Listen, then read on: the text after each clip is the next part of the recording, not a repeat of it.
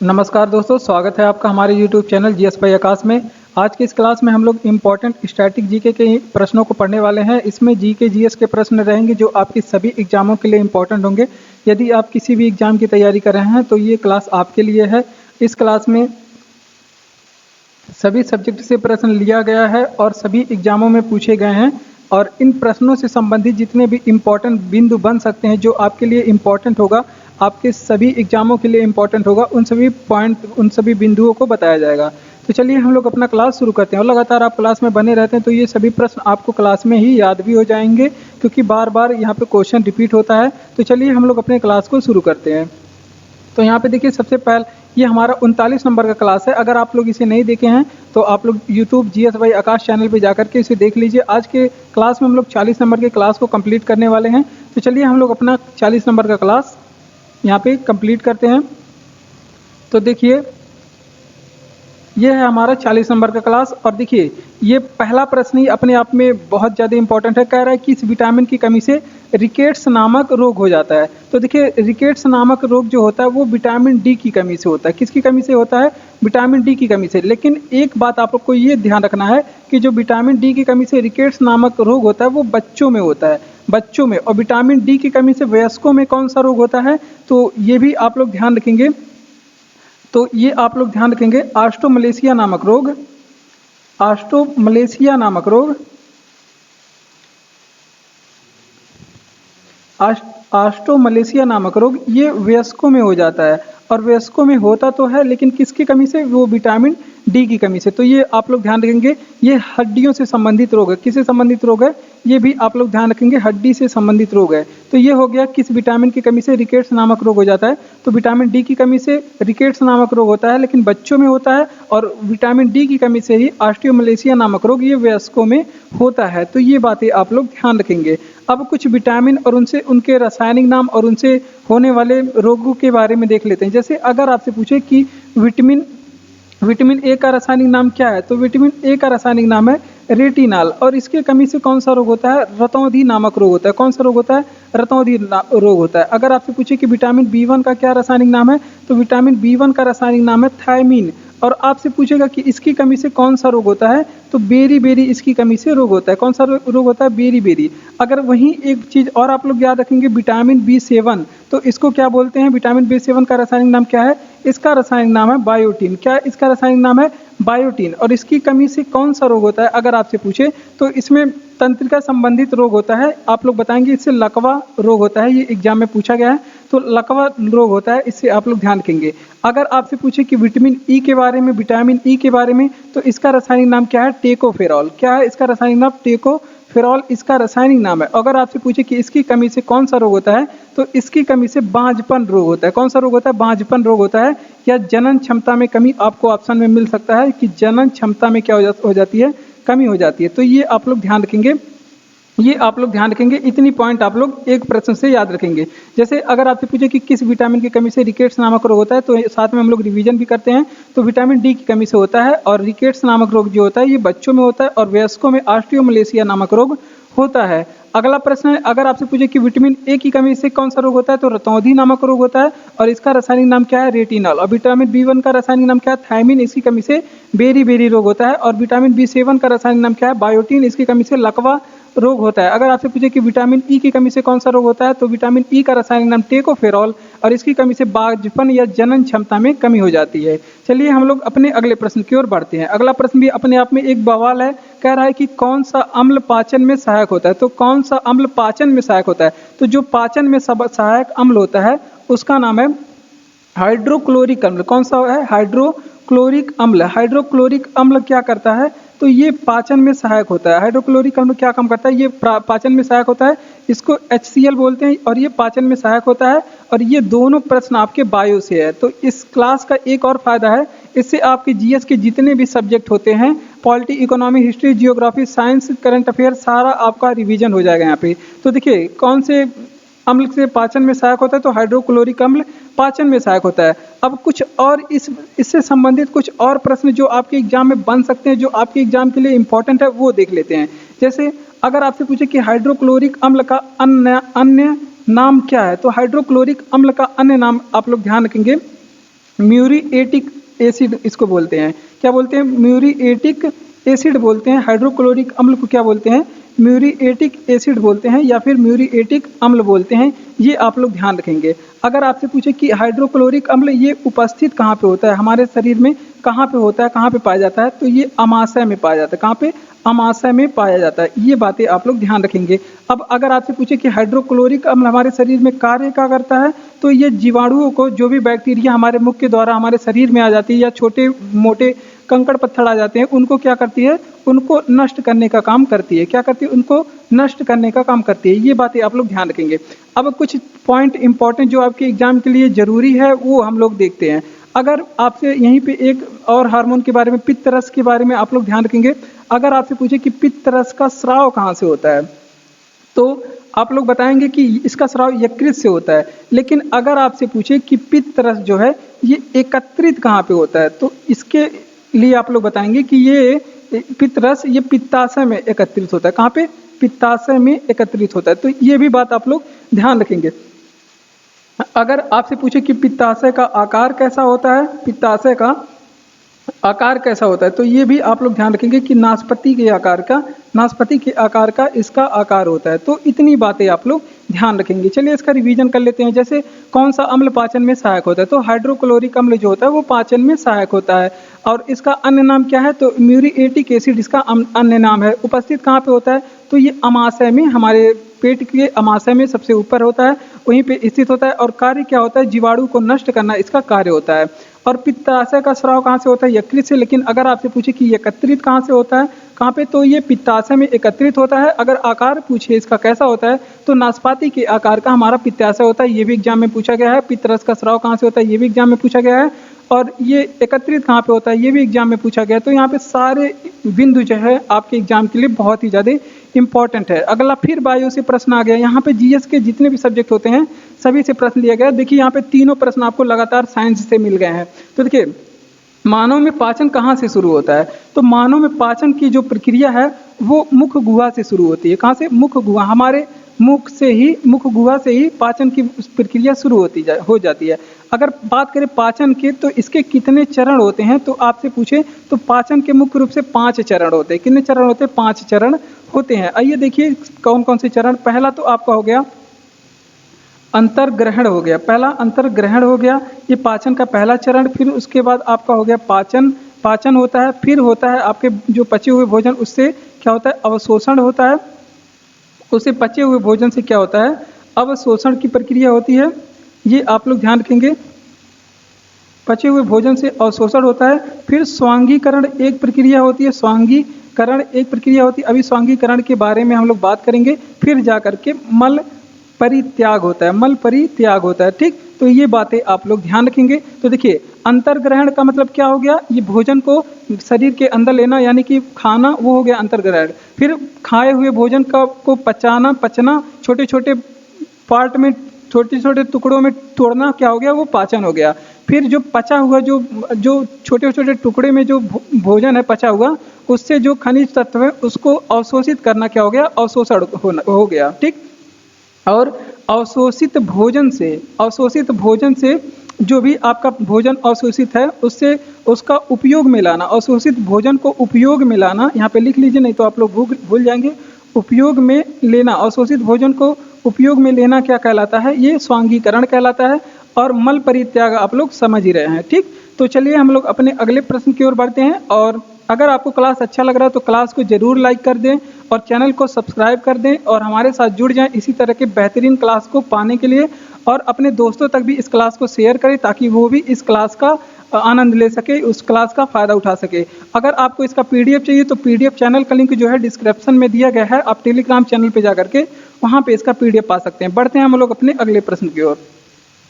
अगला प्रश्न है कि किस भारतीय राज्य की सीमाएं भूटान राज्य के साथ मिलती है, तो ये आ गया आपका इंडियन जियोग्राफी से प्रश्न है। और इम्पॉर्टेंट प्रश्न है क्योंकि जो हमारे उत्तर पूर्व के जितने भी राज्य होते हैं, उत्तर पूर्व के राज्य, अगर सीमा वगैरह पूछना होता है तो जो है एग्जामिनर वहीं से पूछता है, क्योंकि वहाँ पे छोटे छोटे बहुत सारे राज्य हैं और बहुत सारे कन्फ्यूजन क्रिएट करते हैं कि ये कितने राज्यों से सीमा लगाता है, कितने राज्यों से सीमा नहीं लगाता है। तो बच्चे यहाँ पे कन्फ्यूज हो जाते हैं। तो किस भारतीय राज्य की सीमाएं भूटान के साथ मिलती है, तो इसके बारे में हम लोग देखते हैं। तो भूटान के साथ में यहाँ पे हमारे पास 4 राज्य हैं जिनकी सीमाएं मिलती है। सबसे उत्तर से देखें तो सबसे पहले तो सिक्किम से मिलती है, सिक्किम से उसके नीचे पश्चिम बंगाल से थोड़ी सी सीमा लगाती है, पश्चिम बंगाल से भूटान की सीमा लगती है, फिर उसके बाद असम से लगती है, असम के बाद आप जाएंगे असम के ऊपर तो अरुणाचल प्रदेश से इसकी सीमा लगती है। किसे? अरुणाचल प्रदेश से। अब सीमाओं से संबंधित कुछ बातें कर लेते हैं जो आपके एग्जाम में पूछा गया है, वो सभी बातें देख लेते हैं। जैसे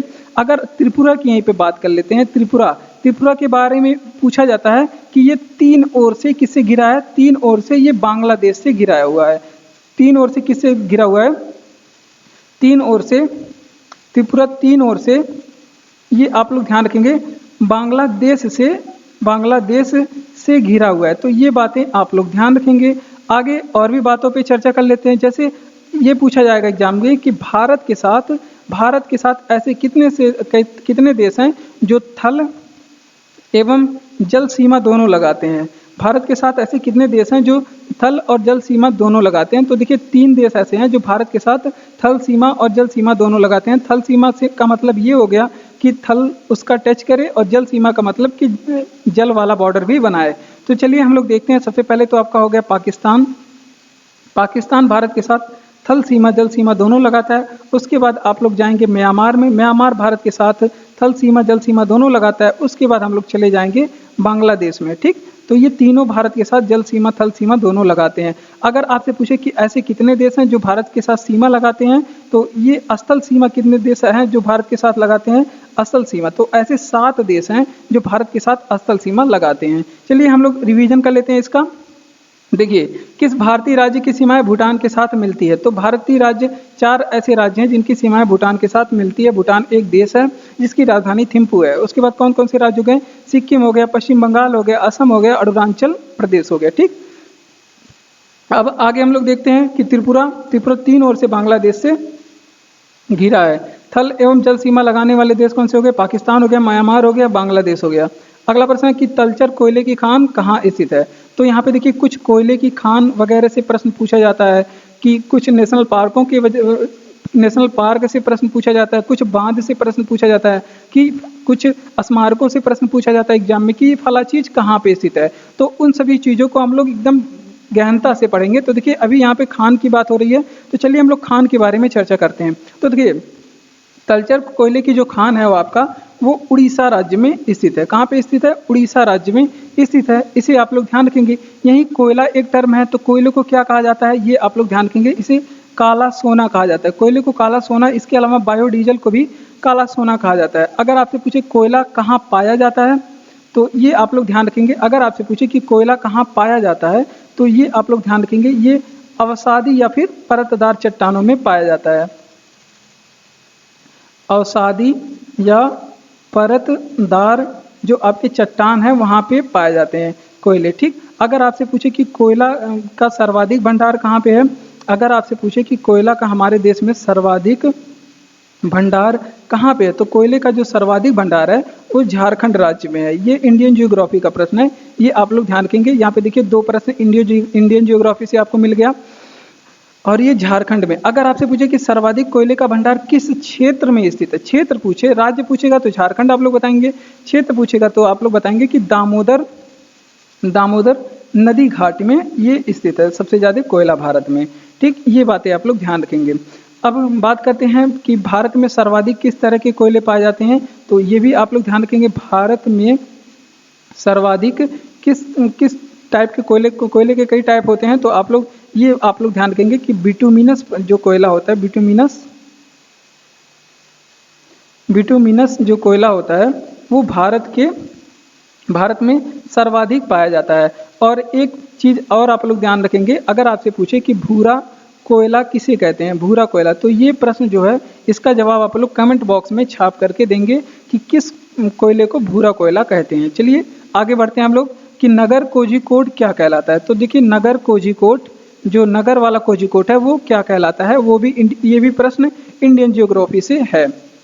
तो देखिए जो नगर कोझिकोड है वर्तमान समय में उसे कालीकट कहा जाता है। क्या कहा जाता है?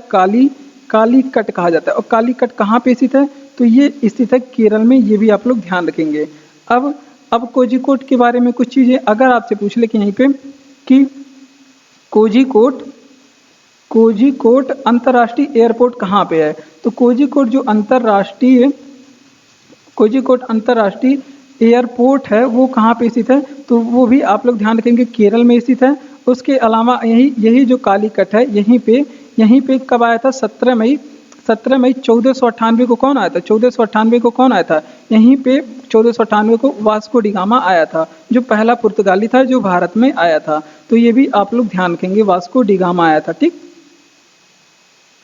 ये बातें आप लोग ध्यान रखेंगे। अब ये जो कालीकट जगह है ये प्रसिद्ध क्यों है, ये भी बात आप लोग ध्यान रखेंगे। ये क्यों प्रसिद्ध है? तो ये मत्स्य पालन के लिए, यहाँ पे मत्स्य का जो उद्योग है, व्यापार है, बहुत ज़्यादा किया जाता है। तो ये भी आप लोग ध्यान रखेंगे। ये किसके लिए प्रसिद्ध है? मत्स्य पालन के लिए ये प्रसिद्ध है। चलिए रिवीजन करते हैं इसका। देखिए, अगर आपसे पूछे तो पहले प्रश्न का भी हम लोग शायद रिवीजन नहीं किए हैं। देखिए, तलचर कोयले की खान कहाँ पे स्थित है? ये उड़ीसा में स्थित है। सर्वाधिक कोयले का भंडार झारखंड राज्य में है। झारखंड राज्य में किस क्षेत्र में? दामोदर नदी घाटी क्षेत्र में है। उसके पास भारत में सर्वाधिक बिटुमिनस टाइप का कोयला पाया जाता है और कोयले को काला सोना कहा जाता है। पाया कहा जाता है अवसादी या परतदार चट्टान में ये पाया जाता है। उसके अलावा हम लोग नगर कोझीकोड के बारे में पढ़े हैं। कालीकट इसको कहा जाता है, प्रसिद्ध क्यों है? ये मत्स्य पालन के लिए, मछली पालन के लिए प्रसिद्ध है। और कोझीकोड से आप लोग याद रखेंगे कि कोझीकोड अंतर्राष्ट्रीय एयरपोर्ट किस राज्य में है? केरल में है। कालीकट में जो 17 मई 1498 को वास्को डी गामा भारत आया था, ये भी पॉइंट आप लोग याद रखेंगे। बढ़ते हैं हम लोग अपने अगले प्रश्न की ओर। और हमारा अगला प्रश्न है कि किस कारण की वजह से पृथ्वी पर दिन और रात होते हैं? तो पृथ्वी पे होता है घूर्णन। पृथ्वी के घूर्णन की वजह से दिन और रात होते हैं। तो ये बातें आप लोग ध्यान रखेंगे। अब पृथ्वी के घूर्णन में ये भी पूछा जाएगा कि कितने समय लेता है पृथ्वी अपने घूर्णन में। तो 24 आवर इसमें समय लगता है, 24 घंटे इसमें समय लेता है। और एक प्रश्न और यहाँ से इम्पोर्टेंट है जो आपके एग्जाम के लिए बहुत ज़्यादा इम्पोर्टेंट है। कहता है कि ऋतु परिवर्तन पृथ्वी पे किस वजह से होता है? ऋतु परिवर्तन हमारे पृथ्वी पे किस वजह से होता है? तो ये पृथ्वी के परिक्रमण काल की वजह से, पृथ्वी के परिक्रमण काल की वजह से, पृथ्वी के परिक्रमण काल की वजह से क्या होता है? पृथ्वी पे ऋतुएं परिवर्तन होती हैं। तो ये 2 पॉइंट बहुत ज़्यादा एग्जाम के लिए इंपॉर्टेंट है आपके। उसके अलावा आप लोग याद रखेंगे कि पृथ्वी के परिक्रमण काल कितना है, एक परिक्रमा करने में कितने दिन का समय लेती है? तो ये आप लोग ध्यान रखेंगे 365 दिन, 5 घंटा 48 मिनट और 46 सेकंड का ये समय लेती है, इतना समय लेती है। ठीक, ये आप लोग ध्यान रखेंगे। पृथ्वी के बारे में कुछ चीज़ें आप लोग अगर ध्यान रख पाएँ तो आप लोग रखेंगे। देखिए, पृथ्वी के बारे में क्या आप लोग को ध्यान रखना है। अगर आपसे पूछे कि पृथ्वी का अपने अक्ष से झुकाव कितना है, पृथ्वी का अक्ष से झुकाव कितना है, तो ये बताएंगे कि 23.5 डिग्री है। कितना है? ठीक, 23.5 डिग्री इसका अक्ष से झुकाव है। अगर यही पूछ ले कि पृथ्वी के सतह से कितना झुकाव है, पृथ्वी का अपने सतह से कितना झुकाव है, तो ये आप लोग ध्यान रखेंगे। सतह से ये 66.5 डिग्री झुकी हुई है। तो इतनी दोनों बातें आप लोग यहाँ से ध्यान रखेंगे। चलिए इसका रिवीजन करते हैं। देखिए, किस कारण की वजह से पृथ्वी पे दिन और रात होते हैं? तो पृथ्वी के घूर्णन समय की वजह से पृथ्वी पे दिन और रात होते हैं और घूर्णन में लेता है ये 24 घंटे का समय। उसके अलावा अगर आपसे पूछे कि पृथ्वी पे ऋतुएं परिवर्तन किस वजह से होता है, तो पृथ्वी के परिक्रमण काल की वजह से ऋतुएं परिवर्तन होती हैं। और ऋतु एक परिक्रमण काल में ये लेता है 365 दिन, 5 घंटा 48 मिनट और 46 सेकंड। ये भी बहुत ज़्यादा इंपॉर्टेंट है आपके लिए, ये भी आप लोग याद रखेंगे। पृथ्वी के अक्ष से झुकाव पूछे तो 23.5 डिग्री। अगर आपसे पूछे कि पृथ्वी अपने सतह से कितना झुकी हुई है, तो ये 66.5 डिग्री झुकी हुई है। अगला प्रश्न है, ये भी किससे प्रश्न है? इंडियन, ये वर्ल्ड जियोग्राफी से था, ये वर्ल्ड जियोग्राफी से था। अब आएंगे हम लोग इंडियन जियोग्राफी के बारे में। इंडियन जियोग्राफी से फिर अगला प्रश्न कह रहा है कि खरीफ की फसल कौन सी है? तो खरीफ की फसल जो आपका हो गया, धान हो गया, गन्ना हो गया, ये आपका खरीफ का फसल है। धान, गन्ना, बाजरा खरीफ का फसल है। धान, गन्ना, बाजरा। उसके अलावा तिलहन हो गया। फिर उसके अलावा आप लोग ध्यान रखेंगे मक्का, अरहर, ये सभी किसकी फसल है? अरहर, ये सभी खरीफ की फसल है। ठीक, अब तीनों फसलों के बारे में रबी की भी फसल पूछता है। रबी की फसल देखिए, गेहूं हो गया आपका, रबी की फसल हो गया, जौ हो गया, चना हो गया, चना, मटर हो गया, मटर, सरसों, ये सभी किसकी फसल हैं? गेहूँ, आलू, आलू हो गया आपका, तो ये सभी किसकी फसल है? तो ये सभी रबी की फसल है। उसके अलावा खरीफ की फसल के बारे में भी आप लोग ध्यान रखेंगे। खरीफ की फसल क्या हो गया? जो वाटर वाले फल होते हैं, जैसे आपका ककड़ी हो गया, ककड़ी खरीफ का फसल है, ककड़ी, और उसके बाद तरबूज हो गया, तरबूज, ये किसके फसल है? खरीफ के। ककड़ी, तरबूज, खरबूज, ये सभी किसके फसल हैं? ये सभी आपके खरीफ की फसल हैं। चलिए इसका रिवीजन करते हैं। देखिए खरीफ की फसल कौन सी है? जैसे धान हो गया, गन्ना हो गया, बाजरा हो गया, तिलहन हो गया, मक्का, अरहर, ये सभी किसके फसल हैं? ये सभी खरीफ की फसलें हैं। जैसे गेहूं, जौ, चना, मटर, सरसों, आलू, ये सभी किसकी फसल हैं? ये सभी रबी की फसल हैं। इसे आप लोग ध्यान रखेंगे। खरीफ की फसल ककड़ी, उसके बाद तरबूज, खरबूज, ये सभी किसकी फसल हो गए? खरीफ की फसल हो गए। अगला प्रश्न है कि नासा किस देश की अंतरिक्ष संगठन है? तो अब आ गया हमारा थोड़ा सा स्टैटिक में। देखिए नासा किस देश के अंतरिक्ष संगठन है? तो नासा आप लोग ध्यान रखेंगे, ये अमेरिका की अंतरिक्ष एजेंसी है। कहाँ की? अमेरिका की। अब कुछ देशों और उनकी अंतरिक्ष एजेंसियों के बारे में एग्जाम में पूछा जाता है, तो आइए चलिए हम लोग इसका रिवीजन कर लेते हैं, उसको पढ़ लेते हैं, देख लेते हैं कि कौन से देश की कौन सी अंतरिक्ष एजेंसी है। तो देखिए आप लोग भारत में, सबसे पहले भारत में रहते हैं, भारत को देखेंगे। इसरो के बारे में आप लोग याद रखेंगे। इसरो, तो ये कहाँ की है? भारत की है। कहाँ की? भारत की। क्योंकि भारत की है तो इसको आप लोग स्थापना भी इसका आप लोग याद रखेंगे कि कब स्थापना हुआ था। तो ये आप लोग ध्यान रखेंगे 15 अगस्त 1969 को इसकी स्थापना हुई थी। ठीक। अगर आपसे पूछे कि इसका हेडक्वार्टर कहाँ पे है, तो बेंगलुरु में इसका हेडक्वार्टर है। कहाँ पे? बेंगलुरु में इसका हेडक्वार्टर है। अब चलते हैं कुछ पड़ोसी देशों के बारे में, जैसे सुपार्को। सुपार्को कहाँ की अंतरिक्ष एजेंसी है? तो सुपार्को के बारे में ध्यान रखेंगे, ये आपका पाकिस्तान की अंतरिक्ष एजेंसी है। कहाँ की? पाकिस्तान की अंतरिक्ष एजेंसी है। यहाँ पे लिखने में अगर कुछ गलती हो जाती है तो आप लोग उस पर नहीं ध्यान देंगे, आप लोग भावनाओं को समझेंगे। यहाँ पे लिखावट में थोड़ी सी गलती हो सकती है क्योंकि जल्दी जल्दी लिखते समय कुछ गलत भी हो जाता है। उसके अलावा अगर आपसे पूछे कि जक्सा कहाँ का है, तो जापान का। उसके बाद रॉसकॉस्मॉस, ये कहाँ की है? तो ये भी आप लोग ध्यान रखेंगे। रॉसकॉस्मॉस ये कहाँ की है?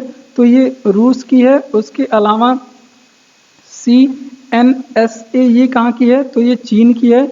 CNSA चीन की है। अगर आपसे पूछे कि UKSA कहाँ की है? UKSA कहाँ की है? तो ये अंतरिक्ष एजेंसी है ब्रिटेन की। कहाँ की? ब्रिटेन की अंतरिक्ष एजेंसी है। और आगे आने वाले प्रश्नों में हम लोग कुछ और देश और उनसे संबंधित जो अंतरिक्ष एजेंसी हैं उसको पढ़ेंगे। चलिए अब आगे बढ़ते हैं हम लोग कि नासा किस देश की अंतरिक्ष एजेंसी है? तो ये अमेरिका की अंतरिक्ष एजेंसी है। इसके अलावा भारत की इसरो है अंतरिक्ष एजेंसी। स्थापना 15 अगस्त 1969 को हुआ था। हेडक्वार्टर इसका बेंगलुरु में है। इसके अध्यक्ष एस सोमनाथ हैं। और बात करें सुपार्को कहाँ का है? ये पाकिस्तान का है। जक्सा जापान का है। रॉसकॉस्मॉस रूस का है। और CNSA ये चाइना का है। और ब्रिटेन का UKSA है, ये ब्रिटेन का है। बढ़ते हैं हम लोग अपने अगले प्रश्न की ओर। और अगला प्रश्न है कि Deenbandhu Chhoturam thermal power station कहाँ पे है? तो इस तरह के भी प्रश्न पूछे जाते हैं कि थर्मल पावर स्टेशन कहाँ पे है। तो ये देखिए, ये जो आपके थर्मल पावर स्टेशन है ये हरियाणा में स्थित है। कहाँ पे? हरियाणा में स्थित है। अब हरियाणा आ गया है तो हरियाणा से संबंधित कुछ इंपॉर्टेंट प्रश्न जो आपके एग्जाम के लिए जरूरी होगा वो हम लोग पढ़ लेते हैं। देखिए अगर आपसे पूछे कि डेयरी अनुसंधान कहाँ पे स्थित है, डेयरी अनुसंधान कहाँ पे स्थित है, तो ये आपके करनाल हरियाणा में है। करनाल HR लिख लेते हैं। HR का मतलब हरियाणा।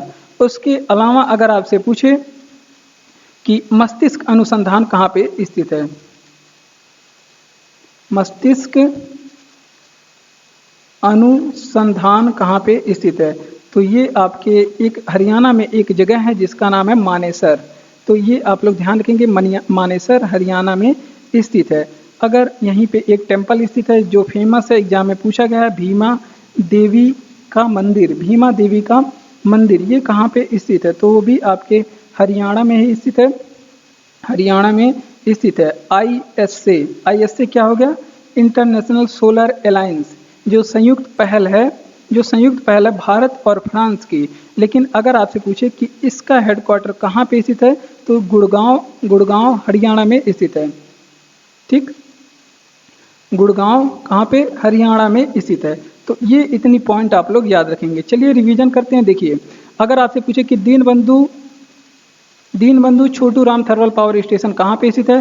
तो ये हरियाणा में स्थित है। डेयरी अनुसंधान करनाल हरियाणा में स्थित है और मस्तिष्क अनुसंधान मानेसर हरियाणा में स्थित है। उसके अलावा आप लोग ध्यान रखेंगे कि भीमा देवी का मंदिर कहाँ पे है? हरियाणा में है। International solar alliance Gurgaon Haryana में स्थित है। आगे बढ़ते हैं अपने अगले प्रश्न की ओर। आ गया है इंडियन ज्योग्राफी का प्रश्न। ये भी इंडियन ज्योग्राफी में ही आएगा। इंडियन ज्योग्राफी में आएगा थर्मल पावर स्टेशन वगैरह, ये सभी इन जियोग्राफी में ही आते हैं। देखिए, नीलगिरी पर्वत के दक्षिण में स्थित दर्रा कौन सा है? तो यहाँ पे आप लोग समझ गए होंगे किस चीज़ के बारे में बात करेंगे।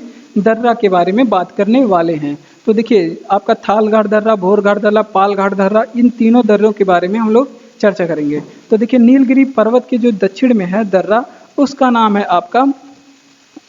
है थालघाट दर्रा। कौन सा दर्रा है? नीलगिरी पर्वत के दक्षिण में है, उसका नाम है थालघाट नहीं, पालघाट दर्रा। कौन सा दर्रा है? पालघाट दर्रा स्थित है। अब पालघाट दर्रे से होके आप लोग कहाँ से कहाँ जा सकते हैं? तो ये केरल से लेकर के केरल से तमिलनाडु जा सकते हैं। तमिलनाडु, केवल केरल से तमिलनाडु जा नहीं सकते, तमिलनाडु से केरल आ भी सकते हैं। ठीक, दर्रा का मतलब आने जाने का, दोनों का रास्ता। अब एक दर्रे का नाम आप लोग भोरघाट दर्रा सुने होंगे। भोरघाट दर्रा बहुत फेमस है। उसके अलावा भोरघाट, पालघाट और ये आपका हो गया थालघाट दर्रा। थालघाट दर्रा, तो इन तीनों दर्रों के बारे में आप लोग ध्यान रखेंगे। भोरघाट दर्रा ये आपका जाता है मुंबई से लेकर के, मुंबई से ये पुणे तक जाता है। कहाँ पे? मुंबई से पुणे तक का रास्ता है। और आपका थालघाट दर्रा है, इसका जो रास्ता है मुंबई से लेकर के ये नासिक तक जाता है। कहाँ से? मुंबई से लेकर के नासिक जाने का रास्ता है। एक दर्रे के बारे में आप लोग ध्यान रखें, बताएंगे, सोनकोट्टा दर्रा।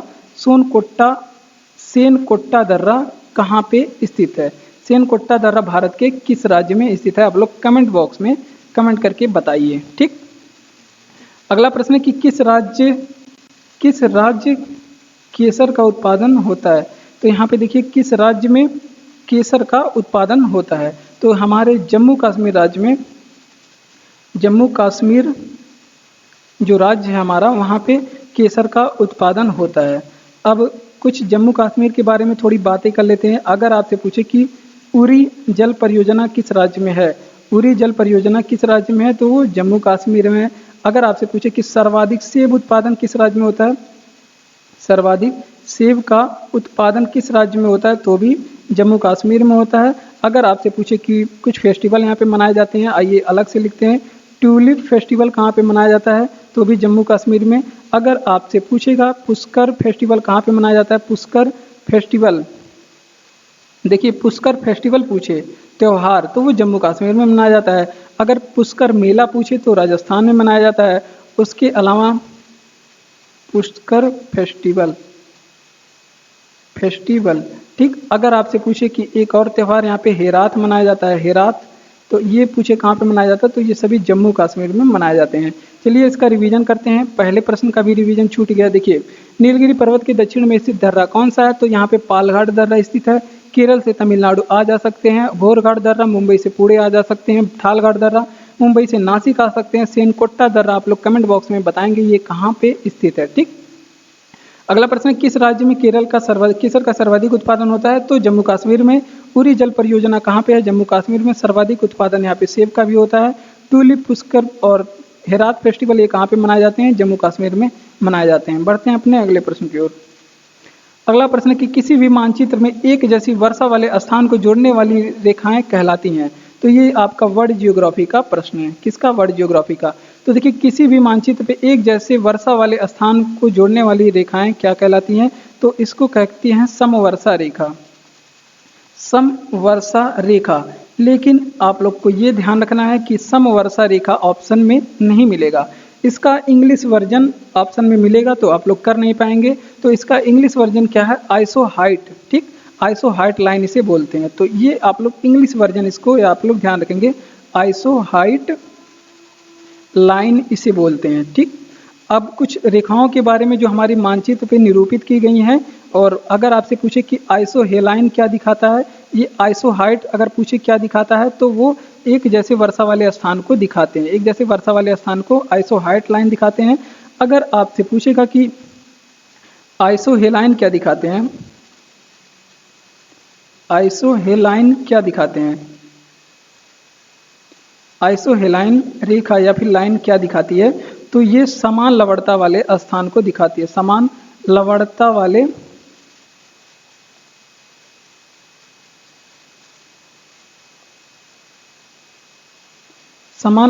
वाले स्थान को दिखाती है। अगर आपसे पूछे कि वहीं पे आइसो बार लाइन क्या दिखाती है, वो हमारे मानचित्र पे आइसो बार लाइन क्या निरूपित करती है? तो ये समान वायुमंडलीय दाब को दिखाती है।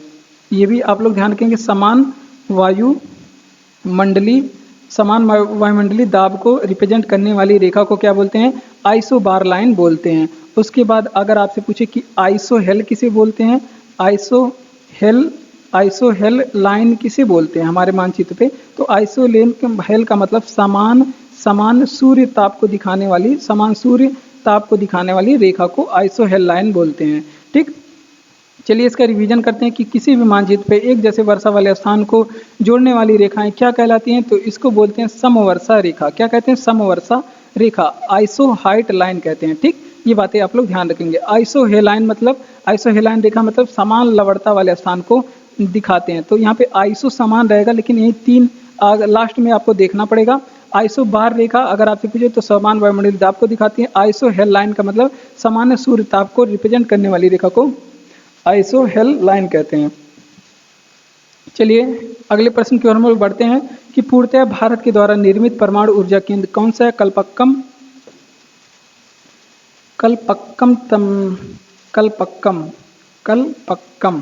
ये कहाँ पे स्थित है? ये तमिलनाडु में स्थित है। कहाँ पे? तमिलनाडु। अब आप लोग समझ ही गए होंगे हम लोग चर्चा किस चीज़ के बारे में करने वाले हैं। तो हम लोग परमाणु ऊर्जा केंद्रों के बारे में चर्चा करने वाले हैं। अगर कलपक्कम वाले की बात करें तो इसकी स्थापना पूछ ले कब हुई थी? तो 1971 में इसकी स्थापना हुई थी। अब अगर आपसे पूछे कि कैगा परमाणु ऊर्जा केंद्र कहाँ पे स्थित है? कैगा परमाणु ऊर्जा केंद्र ये कहाँ पे स्थित है? तो कैगा परमाणु ऊर्जा केंद्र ये कर्नाटक में स्थित है। कहाँ पे? कर्नाटक में स्थित है। अगर आपसे पूछे कि नरौरा परमाणु ऊर्जा केंद्र कहाँ पे स्थित है? तो नरौरा परमाणु ऊर्जा केंद्र ये उत्तर प्रदेश में स्थित है। कहाँ पे? उत्तर प्रदेश में स्थित है। इसके अलावा आप लोग ध्यान रखेंगे कि परमाणु ऊर्जा के जनक आपसे पूछ रहे परमाणु ऊर्जा के जनक कौन है? तो होमी जहांगीर भाभा है। कौन? होमी जहांगीर भाभा हैं। ठीक, तो इतनी बातें आप लोग ध्यान रखेंगे। चलिए रिवीजन करते हैं। अगर आपसे पूछे कि पूर्णतः भारत के द्वारा निर्मित परमाणु ऊर्जा केंद्र का क्या नाम है? तो कलपक्कम परमाणु ऊर्जा केंद्र तमिलनाडु में स्थित है। स्थापना 1971 में। कैगा परमाणु ऊर्जा केंद्र ये कर्नाटक में स्थित है। नरौरा परमाणु ऊर्जा केंद्र उत्तर प्रदेश में स्थित है। जनक होमी जहांगीर भाभा।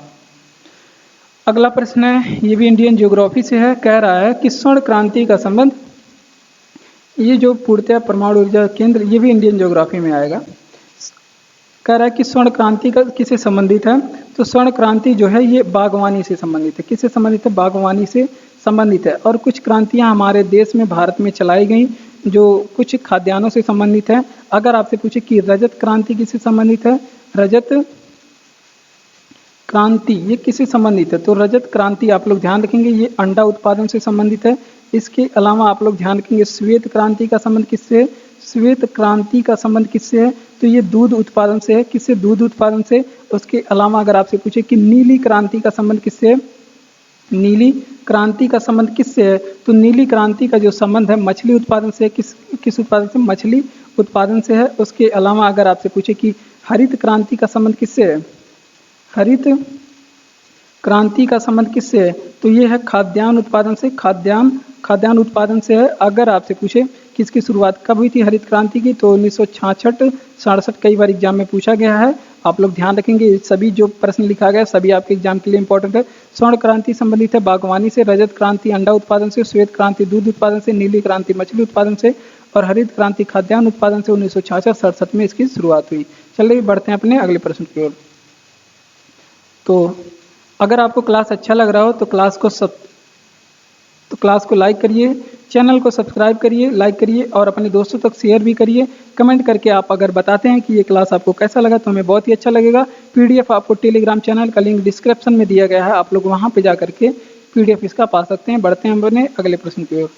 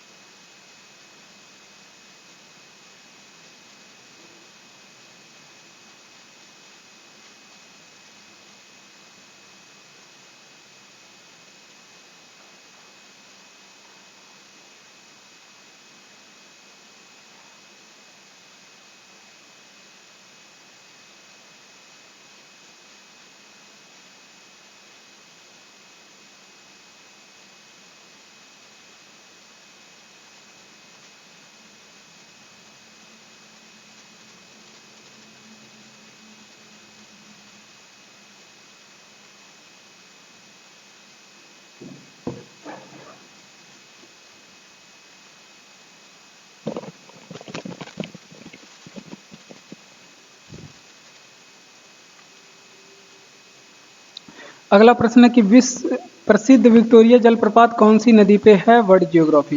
ये वर्ल्ड जियोग्राफी का प्रश्न है। तो देखिए, विश्व प्रसिद्ध जो विक्टोरिया जलप्रपात है वो आपकी जाम्बेजी नदी पे स्थित है। किस नदी पे स्थित है? जाम्बेजी नदी पे स्थित है। जाम्बेजी नदी पे स्थित है। और जाम्बेजी नदी आपका आप लोग जानते हैं अफ्रीका में स्थित है। उसके अलावा अगर आपसे पूछे विश्व का सबसे ऊंचा जलप्रपात कौन सा है?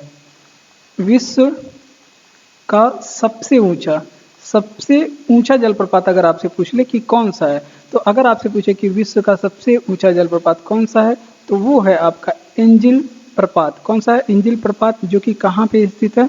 वो वेनेजुएला में स्थित। कहाँ पे? वेनेजुएला में स्थित है। ठीक, ये बातें आप लोग ध्यान रखेंगे। उसके अलावा अगर आपसे पूछे कि स्टेनली जलप्रपात, ये पूछा गया एग्जाम में, स्टेनली जलप्रपात किस नदी पे स्थित है? तो स्टेनली जलप्रपात ये नदी पूछे तो कांगो नदी पे स्थित है। कौन सी नदी? कांगो नदी पे स्थित है। और भी जलप्रपातों के बारे में एग्जाम में प्रश्न पूछे जाते हैं। अगर आपको सब जानना है तो क्लास से जुड़िए, चैनल को सब्सक्राइब करके हमारे साथ बने रहिए, आप लोग को सब चीज़ बताया जाएगा। तो विश्व प्रसिद्ध विक्टोरिया जलप्रपात कौन सी नदी पे स्थित है?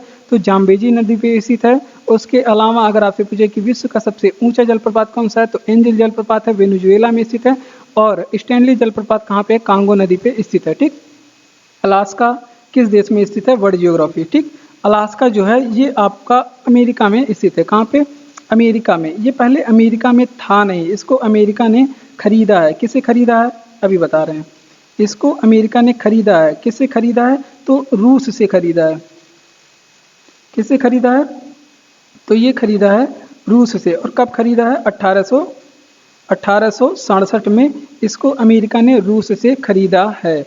ठीक। अब अलास्का को कुछ उपनामों से जानते हैं। इसको 10,000 धुआंरों की घाटी बोलते हैं। 10,000 धुआंरों की घाटी इसको बोलते हैं। ये आप लोग एक पॉइंट याद रखेंगे। और एक यहाँ पे पर्वत है माउंट मैकिनले। तो माउंट मैकिनले अगर आपसे पूछे कि कहाँ पे स्थित है, तो ये आप लोग बताएंगे कि माउंट मैकिनले ये अलास्का में स्थित है। कहाँ पे? अलास्का में स्थित है। जैसे आपका हो गया ग्रीनलैंड। ग्रीनलैंड आप लोग देखते हैं ना, ग्रीनलैंड। ग्रीनलैंड से क्या प्रश्न पूछा जाता है? अगर आपसे पूछे कि ये स्थित कहाँ पे, ग्रीनलैंड स्थित कहाँ पे है, तो आप लोग बताएंगे कि ये अमेरिका में स्थित है। कहाँ पे? अमेरिका में। लेकिन ये पूछा जाता है कि ग्रीनलैंड द्वीप पे अधिकार किस देश का है, किस देश में? देखिए ये पार्ट तो है उत्तरी अमेरिका का। ठीक, उत्तरी अमेरिका का पार्ट है, लेकिन यहाँ पे अमेरिका नहीं, पूरा उत्तरी अमेरिका लिखेंगे। कहाँ पे? उत्तरी अमेरिका में स्थित है। ठीक। लेकिन अगर आपसे पूछे कि इसका अधिकार किस देश का है, इस पे अधिकार किस देश का है, तो डेनमार्क का इस पे अधिकार है। तो चलिए हम लोग इसका रिवीजन कर लेते हैं। जैसे अलास्का किस देश में स्थित है, तो अलास्का जो है अमेरिका में स्थित है। इसको खरीदा किसने? तो इसे रूस से खरीदा गया है 1867 में। अमेरिका ने इससे रूस से खरीद लिया था। ठीक। 10,000 धुआंरों की घाटी किसे कहते हैं? तो अलास्का को कहते हैं। माउंट मैकिनले स्थित कहाँ पे है? अलास्का में स्थित है। ग्रीनलैंड, जैसे ग्रीनलैंड द्वीप है, ये स्थित कहाँ पे है? उत्तरी अमेरिका में। उत्तरी अमेरिका का ये पार्ट होता है। और इस पे अधिकार किसका है? डेनमार्क, छोटी सी कंट्री है डेनमार्क की। आप लोग कैपिटल हमको कमेंट बॉक्स में बता दीजिए। ठीक। अगला प्रश्न कि भारत में सबसे ऊंचा जलप्रपात कौन सा है? तो भारत का जो सबसे ऊंचा जलप्रपात है वो कुचिकल जलप्रपात है। कौन सा? कुचिकल जलप्रपात। और ये जलप्रपात जो है वो, ये इंडियन ज्योग्राफी का प्रश्न है। ये जलप्रपात स्थित कहाँ पे है? तो ये वराही नदी पे स्थित है। वराही नदी पे स्थित है। इसकी ऊंचाई अगर आपसे पूछे हाइट कितनी है, तो 445 मीटर इसकी हाइट है। किसकी कितनी हाइट है? 455 मीटर इसकी हाइट है। चलिए अब कुछ जलप्रपातों के बारे में अगर आपसे पूछे कि जोग या फिर इसे ही गरसोप्पा बोलते हैं, इसे ही गरसोप्पा बोलते हैं। जोग या फिर गरसोप्पा जलप्रपात ये कहाँ पे स्थित है? तो ये कर्नाटक में स्थित है। कहाँ पे? कर्नाटक में। और अगर आपसे पूछे कि ये कुचिकल जलप्रपात वराही नदी पे ये भी कहाँ पे स्थित है, तो ये भी आपके कर्नाटक में ही स्थित है। कहाँ पे? कर्नाटक में। तो जोग या गरसोप्पा जलप्रपात ये कर्नाटक में स्थित है। अगर आपसे पूछे कि ये किस नदी पे स्थित है, तो ये भी आप लोग ध्यान रखेंगे, ये शरावती नदी पे स्थित है। किस नदी पे? शरावती नदी पे स्थित है ये जलप्रपात। ये बातें आप लोग ध्यान रखेंगे। शिव समुद्रम जलप्रपात आपसे पूछ ले, कुछ जलप्रपातों के बारे में आप लोग ध्यान रखेंगे। शिव समुद्रम जलप्रपात ये किस नदी पे स्थित है? तो ये आप लोग ध्यान रखेंगे कावेरी नदी पे स्थित है। किस नदी पे? कावेरी नदी पे स्थित है। उसके अलावा अगर आपसे पूछे हुंडरू, यहाँ पे लिख लीजिए हुंडरू जलप्रपात ये किस नदी पे स्थित है? तो ये स्थित है स्वर्णरेखा नदी पे। स्वर्णरेखा नदी पे स्थित है। चलिए हम लोग इसका रिवीजन कर लेते हैं सभी जलप्रपातों के बारे में, क्योंकि भारत के जलप्रपात इंपॉर्टेंट है आपके एग्जाम के लिए। और ये जो जलप्रपात बताया गया है वो बहुत ज़्यादा एग्जामों में पूछे गए हैं, पूछे जाने की चांस है। देखिए भारत में सबसे ऊंचा जलप्रपात कौन सा है? तो कुचिकल जलप्रपात है। और ये किस नदी पे स्थित है? वराही नदी पे स्थित है। हाइट इसकी 455 मीटर इसकी हाइट है। कर्नाटक राज्य में स्थित है। आगे जोग या गरसोप्पा जलप्रपात ये कर्नाटक में स्थित है। कर्नाटक में शरावती नदी पे स्थित है। शिव समुद्रम जलप्रपात ये कावेरी नदी पे स्थित है। ये कावेरी नदी पे स्थित है।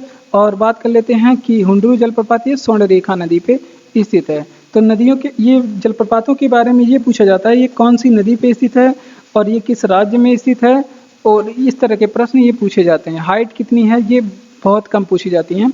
तो देखिए ऊर्जा का सबसे बड़ा वैकल्पिक स्रोत क्या है? तो सभी जानते हैं कि ऊर्जा का जो सबसे बड़ा वैकल्पिक स्रोत है वो सौर ऊर्जा है। क्या है? सौर ऊर्जा। अभी हमने बात किया था इंटरनेशनल सोलर अलायंस के बारे में। ये पहल किसकी है? तो ये जो पहल है ये भारत और फ्रांस की। भारत एंड फ्रांस की ये संयुक्त पहल है। अगर आपसे पूछे कि आईएसए का हेडक्वार्टर इंटरनेशनल सोलर अलायंस का मुख्यालय कहाँ पे है, तो ये आप लोग ध्यान रखेंगे गुरुग्राम में। गुरुग्राम कहाँ पे पड़ता है? हरियाणा में इसका मुख्यालय स्थित है। ठीक, ये बातें आप लोग ध्यान रखेंगे। अगर आपसे पूछे कि भारत में, यहाँ पे भारत की बात कर लेते थोड़ी सी। भारत में ऊर्जा का मुख्य स्रोत क्या होता है? जो हम लोग भारत में सबसे ज़्यादा ऊर्जा किस स्रोत से लेते हैं, तो ये आप लोग ध्यान रखेंगे। ऊर्जा का जो भारत में मुख्य स्रोत होता है वो क्या होता है? तो भारत में ऊर्जा का मुख्य स्रोत होता है वो तापीय, अभी वर्तमान समय में कौन सा ऊर्जा है? तापीय ऊर्जा है। लेकिन सौर ऊर्जा पे भी मतलब लक्ष्य रखा गया है। नवीकरणीय ऊर्जा का लक्ष्य भारत कब तक रखा है, ये भी आप लोग ध्यान रखेंगे। भारत नवीकरणीय ऊर्जा का लक्ष्य कब तक है इसका? तो ये लक्ष्य है इसका 2030 तक। कब तक है? 2030 तक ये नवीकरणीय ऊर्जा पे, ग्रीन एनर्जी पे ये काम करेगा। ठीक, तो देखिए ऊर्जा का सबसे बड़ा वैकल्पिक स्रोत कौन सा है विश्व में? तो पूरे विश्व में सबसे बड़ा ऊर्जा का वैकल्पिक स्रोत है वो है आपका सौर ऊर्जा। और आईएसए इंटरनेशनल सोलर अलायंस पहल किसकी है? भारत और फ्रांस की है। और हेडक्वार्टर ये सौर ऊर्जा से संबंधित है और गुरुग्राम हरियाणा में इसका हेडक्वार्टर है। भारत की बात करें, ऊर्जा का मुख्य स्रोत क्या है? तापीय ऊर्जा। भारत जो ऊर्जा यूज करता है वो तापीय ऊर्जा से करता है। नवीकरणीय ऊर्जा का लक्ष्य 2030 तक है। अगला प्रश्न है कि जनसंख्या लाभांश किसे निर्दिष्ट करता है? ये इकोनॉमी से प्रश्न आ गया आपका, और ये जो प्रश्न था ये इंडियन ज्योग्राफी से कह सकते हैं। तो देखिए जनसंख्या लाभांश किसे निर्दिष्ट करता है? तो निर्दिष्ट करता है, तो ये करता है जनसंख्या की तरण आयु संरचना को। ठीक, ये आप लोग यहाँ पे नोट करेंगे। जनसंख्या के तरुण आयु संरचना को, तरुण आयु संरचना को ये रिप्रेजेंट करता है। ठीक, जनसंख्या लाभांश। अगर वहीं आपसे पूछ ले कुछ और जनसंख्या से संबंधित टर्म, जनसंख्या विस्फोट किसे कहते हैं? जनसंख्या विस्फोट किसे कहते हैं? जब संसाधनों के अनुपात में अधिक आबादी हो किसी भी जगह पे, जब संसाधन जितने हो, संसाधन के तुलना में, जब संसाधन के तुलना में आबादी अधिक हो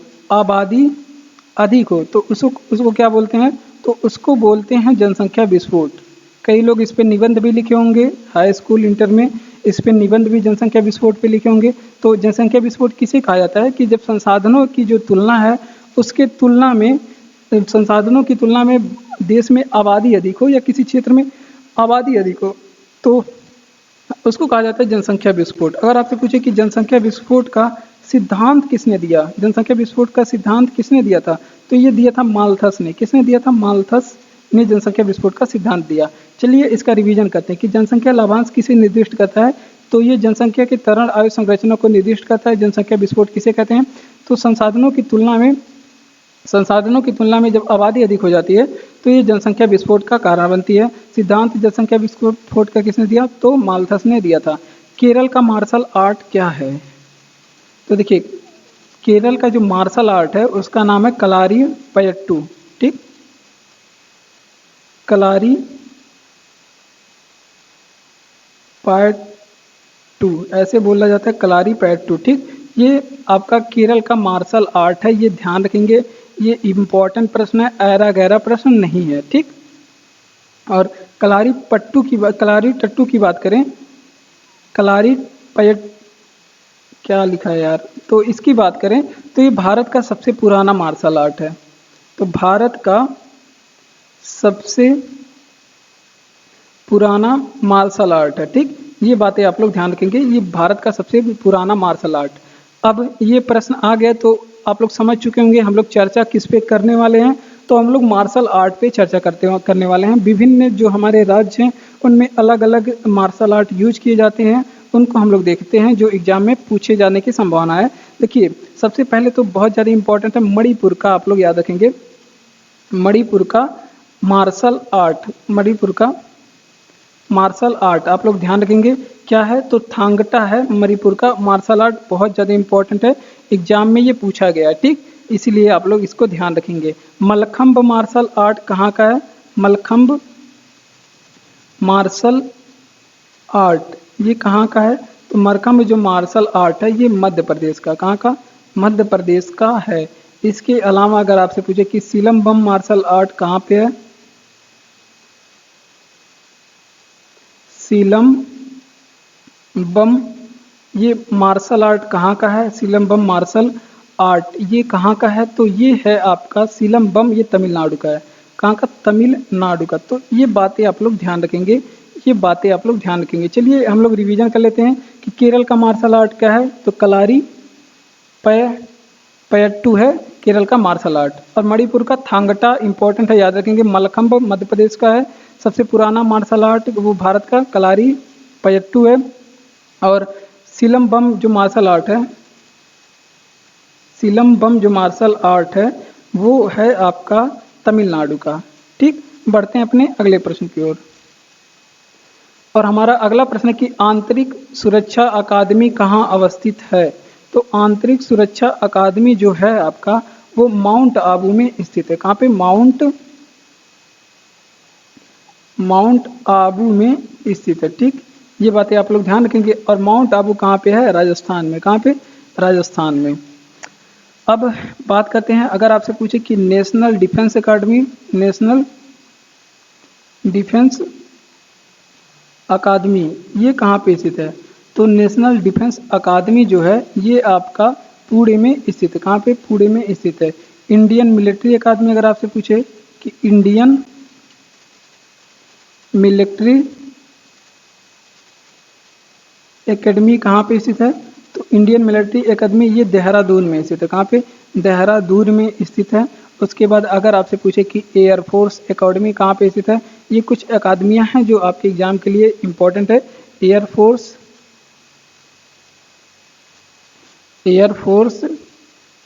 एकेडमी ये सभी एग्जाम में पूछे गए हैं। तो ये हैदराबाद में है। कहाँ पे? हैदराबाद में स्थित है। उसके बाद नेवल अगर आपसे पूछे कि नेवल जो आपका नेवल वाला है, नेवी वाला है, वो कहाँ पे है? ये एकेडमी जो है वो आपके, ये एकेडमी कहाँ पे है? कोच्चि में। कहाँ पे? कोच्चि केरल में यहाँ पे है। तो देखिए अब रिवीजन करते हैं। देखिए आंतरिक सुरक्षा अकादमी कहाँ स्थित है? तो माउंट आबू राजस्थान में स्थित है। उसके अलावा नेशनल डिफेंस अकादमी ये पुणे में स्थित है। एयरफोर्स अकादमी हैदराबाद में स्थित है। और इंडियन मिलिट्री अकादमी देहरादून में, नेवल शिप अकादमी कोच्चि में स्थित है। अगला प्रश्न कि राष्ट्रीय गान किस उपन्यास से लिया गया है? तो राष्ट्रीय गान जो लिया गया है आनंद मठ से लिया गया है। आनंद मठ से लिया गया है। अब आप लोग समझ चुके होंगे, या तो हम लोग राष्ट्रीय गान के बारे में बात करेंगे या तो आनंद मठ के बारे में बात करेंगे। तो ये आप लोग ध्यान रखेंगे। अगर आनंद मठ के बारे में बात करेंगे तो आप लोग बताएंगे कि इसमें उल्लेख किस चीज़ का है? तो इसमें सन्यासी विद्रोह का उल्लेख है। इसमें मुख्य रूप से सन्यासी विद्रोह का उल्लेख है। ठीक, आनंद मठ में सन्यासी विद्रोह का उल्लेख है। अगर आपसे पूछे कि आनंद मठ की रचना कब हुई और किसने हुई, तो 1882 में इसे लिखा गया था। और किसने लिखा था? तो वो भी आप लोग ध्यान रखेंगे, इसे बंकिम चंद्र चटर्जी ने लिखा था। किसने? बंकिम चंद्र चटर्जी ने लिखा था। किसने लिखा था? बंकिम चंद्र चटर्जी। अगर आपसे पूछे कि इसके बारे में, अगर आपसे पूछे कि और हमारा जो राष्ट्रीय गीत है, जो हमारा राष्ट्रीय गीत है वंदे मातरम, हमारा राष्ट्रीय गीत क्या बोलते हैं उसे? वंदे मातरम।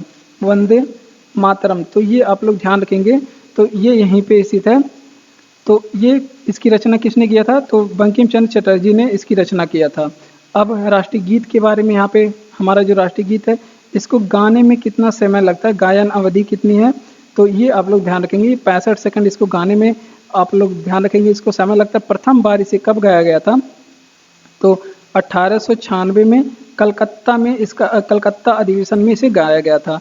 चलिए रिवीजन करते हैं। अगर आपसे पूछे कि राष्ट्रीय गीत किस उपन्यास से लिया गया है, तो आनंद मठ से लिया गया है। रचना 1882 में बंकिम चंद्र चटर्जी ने किया और राष्ट्रीय गीत यहीं से लिया गया। वंदे मातरम है हमारा राष्ट्रीय गीत और इसका गायन में 65 सेकंड का समय लगता है। पहली बार 1896 में कलकत्ता अधिवेशन में गाया गया था। उल्लेख इसमें आनंद मठ में उल्लेख किस चीज़ का है? तो सन्यासी विद्रोह का उल्लेख है। अगला प्रश्न है पुस्तकों से संबंधित और लेखकों के संबंधित एग्जाम में प्रश्न पूछे जाते हैं। कभी कभी पुराने लेखक और पुस्तक के प्रश्न पूछ लेते हैं और कभी कभी नए जो राइटर होते हैं, करंट के जो नए पुस्तक जारी हुए रहते हैं उनसे संबंधित और उनके लेखकों के संबंधित प्रश्न पूछ लेते हैं। जैसे अगर आपसे पूछे कि सूरसागर क्या है, सूरसागर, तो ये सूरसागर जो है, ये सूरदास को आप लोग जानते होंगे। बिना सूरदास को जाने आप लोग हाई स्कूल इंटर नहीं पढ़े होंगे, 9 10 11 12 नहीं पढ़े होंगे। तो ये आप लोग ध्यान रखेंगे, सूरदास, सूरदास की ये काव्य रचना है, सूरदास की काव्य रचना है। ये बातें आप लोग, ये बात आप लोग जरूर याद रखेंगे। अगर आपसे पूछे कि सूरसागर में उल्लेख किस चीज का मिलता है, तो इसका, इसमें उल्लेख राधा कृष्ण के प्रेम का उल्लेख मिलता है, राधा कृष्ण के प्रेम का उल्लेख मिलता है। ठीक, ये बातें आप लोग ध्यान रखेंगे। अब सूरदास के बारे में यहाँ पे देख लेते हैं। सूरदास, सूरदास के गुरु का नाम बताइए। सूरदास के गुरु का नाम क्या था? तो इनके गुरु का नाम था वल्लभाचार्य, वल्लभाचार्य। क्योंकि ये भी बात आप लोग ध्यान रखेंगे, हो सकता है एग्जाम में पूछ ले। अगर आपसे पूछे कि बीजक किसकी रचना है, बीजक, तो ये कबीर दास की रचना है। किसकी रचना है? कबीर दास की रचना है। अगर आपसे पूछे कि कवितावली, दोहावली, कवितावली, इसके अलावा एग्जाम में पूछा गया है दोहावली, दोहावली एग्जाम में पूछा गया है। और आपके विनय पत्रिका, ये सभी किसकी रचना है? विनय पत्रिका, ये सभी रचना किसकी है? तो ये रचना आपके तुलसीदास की, किसकी? तुलसीदास की रचना है। चलिए इसका रिवीजन कर लेते हैं। जैसे सूरसागर क्या है? तो ये सूरदास की काव्य रचना है। किसकी रचना है? सूरदास की काव्य रचना। उल्लेख कहाँ मिलता है? राधा कृष्ण के प्रेम का उल्लेख मिलता है। अगर सूरदास की गुरु की बात करें तो वल्लभाचार्य हैं इनके गुरु। अगर आपसे पूछे कि बीजक किसकी रचना है, तो वो कबीरदास की रचना है।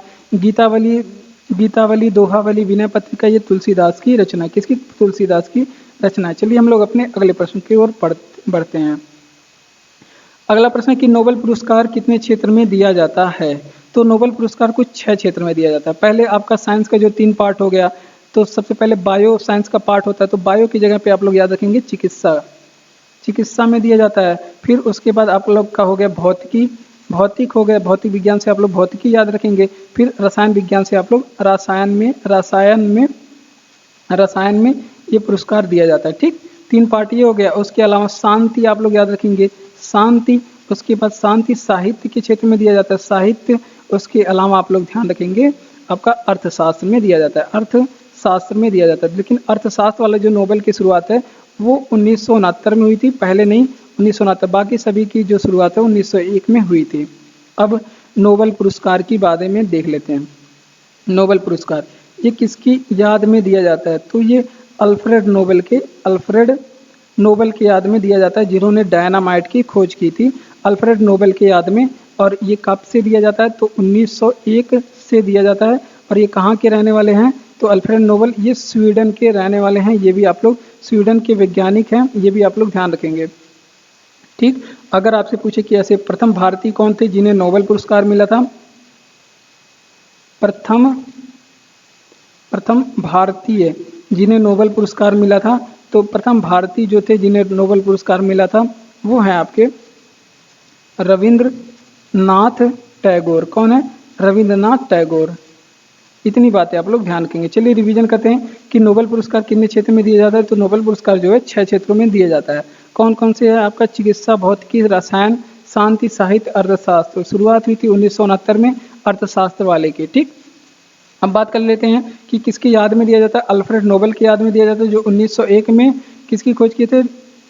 1901 में इसकी शुरुआत हुई थी। ठीक, और ये स्वीडन के रहने वाले हैं। प्रथम भारतीय जिन्हें नोबेल पुरस्कार मिला था रविन्द्रनाथ टैगोर हैं। सुब्रतो कप किससे संबंधित है? तो सुब्रतो कप जो आप लोग ध्यान रखेंगे ये फुटबॉल से संबंधित है। किससे संबंधित है? फुटबॉल से संबंधित है। अगर आपसे पूछे कि फुटबॉल का जन्म किस देश में हुआ है, तो इनका जो जन्म है वो इंग्लैंड में हुआ है। कहाँ पे? फुटबॉल का जन्म कहाँ पे हुआ था? इंग्लैंड में हुआ था।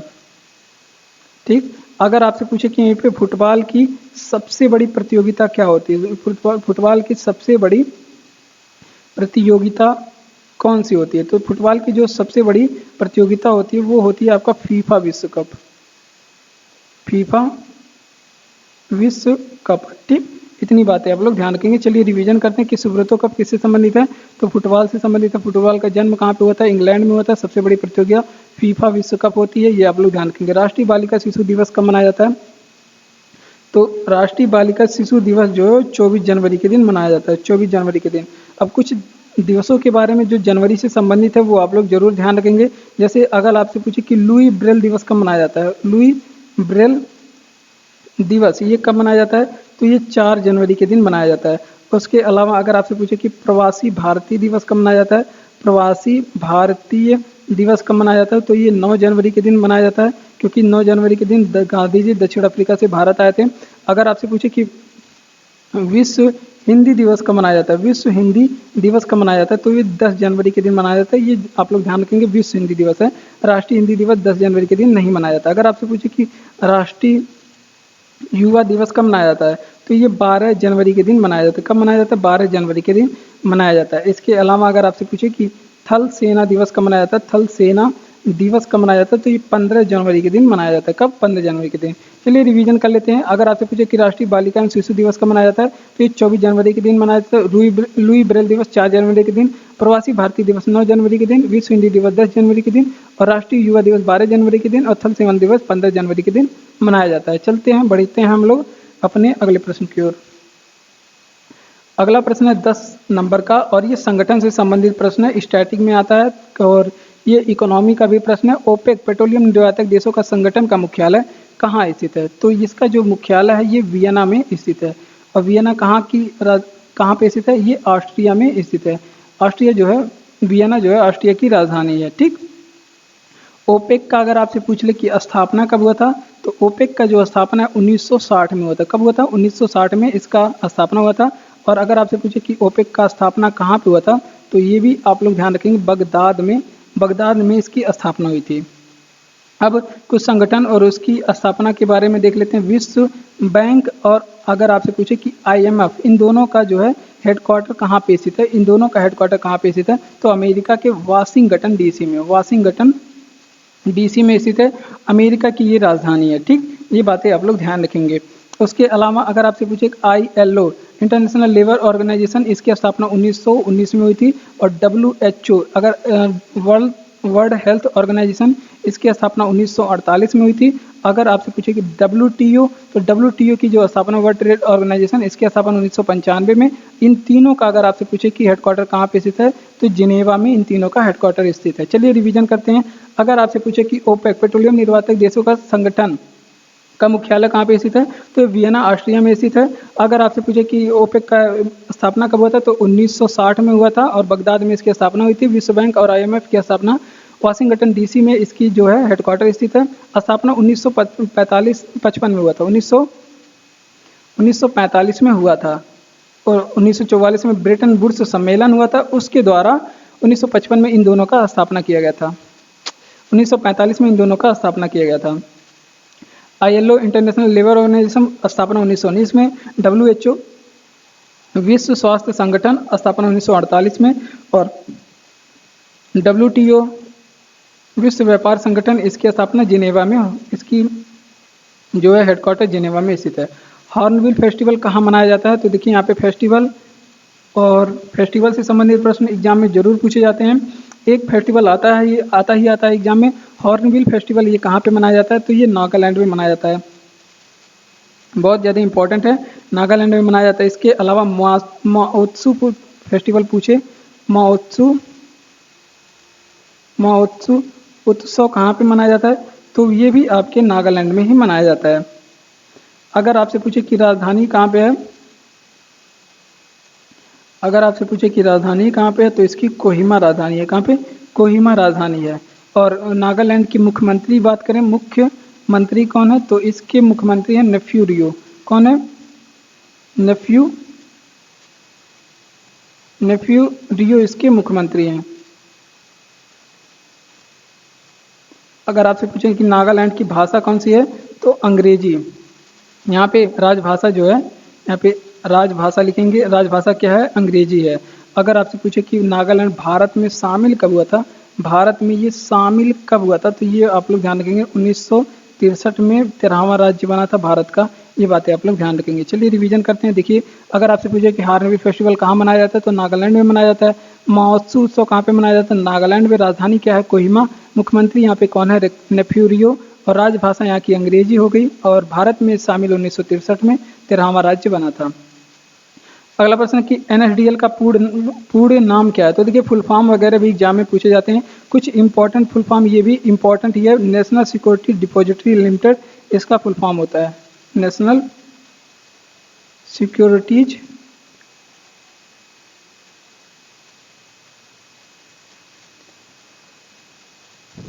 डिपॉजिटरी लिमिटेड इसका जो है फुल फॉर्म होता है। और नेशनल सिक्योरिटी डिपॉजिटरी लिमिटेड अगर आपसे कुछ ज़्यादा कुछ जानना चाहते हैं तो 1996 में इसका 1996 में इसका स्थापना हुआ था। फेमा के बारे में एग्जाम में पूछा गया, फेमा। तो ये आप लोग ध्यान रखेंगे, फॉरेन एक्सचेंज मैनेजमेंट एक्ट इसका फुल फॉर्म होता है। फॉरेन एक्सचेंज मैनेजमेंट एक्ट इसका फुल फॉर्म होता है। तो अब देखते हैं बीसीजी का। बीसीजी का आप लोग ध्यान रखेंगे, बैसिलस कॉलमेट गुरीन इसका फुल फॉर्म होता है। बैसिलस कॉलमेट गुरीन इसका फुल फॉर्म होता है।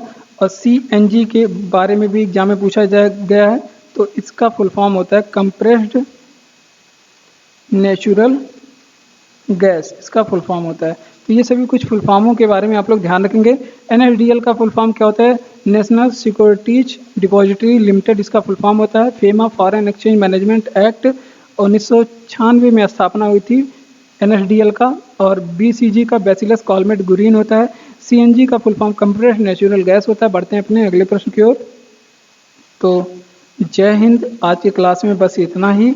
और मुझे यकीन है पूरा कि आप लोग को क्लास अच्छा लगा होगा, आप लोग को अच्छा लगा होगा, आप लोग की यूज की चीज़ें होंगी। ऐसा कोई भी चीज़ नहीं हो रहा होगा जो हमने आपके लिए इम्पोर्टेंट नहीं था, जो आपके एग्ज़ाम में पूछे जाने वाले प्रश्नों से हट के कुछ बताया है, तो सभी आपके एग्ज़ाम के लिए इम्पोर्टेंट था।